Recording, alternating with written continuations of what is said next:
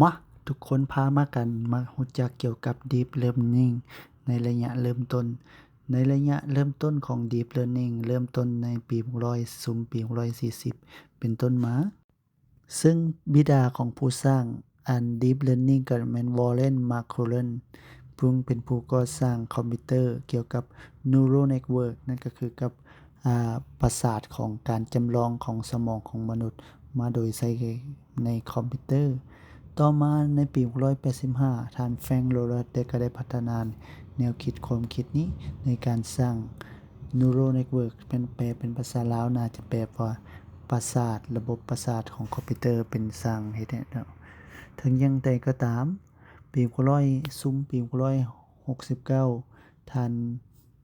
มาร์คก็ได้ประดิษฐ์คิดค้นเกี่ยวกับ Neural Network ในลำดับต่อมาเกี่ยวกับ Rival AI Winter ซึ่งเริ่มต้นในปี670-690ในช่วงนี้ในซุมปี680การจำนวนคนผู้ที่พัฒนาอัลกอริทึมโดยท่าน David Norman Geffen และพัฒนา AI มีความหลากหลายและมีความซับซ้อนหลายยิ่งขึ้นเป็นช่วงการพัฒนาที่สำคัญหลายซึ่งมีการพัฒนาเกี่ยวกับการพัฒนาเกี่ยวกับรูปของ AI หรือบางคนเอิ้นว่า CNN สำหรับบุคคลที่มีชื่อเสียงในการพัฒนาในยุคนี้แม่นท่านหยางลี่ซุน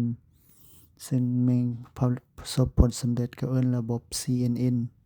ในการพัฒนาต่อมาช่วงระยะปัจจุบันนั่นก็คือช่วงการปฏิวัติในปี 2000 เป็นต้นมา DeepSeek รับการปฏิบัติโดยท่าน Geoff Palmer ในปี 2006 และ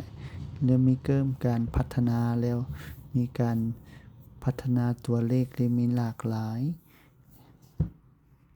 ซึ่งในยุคนี้การพัฒนาที่มีความหลากหลายนั่นก็คือการพัฒนา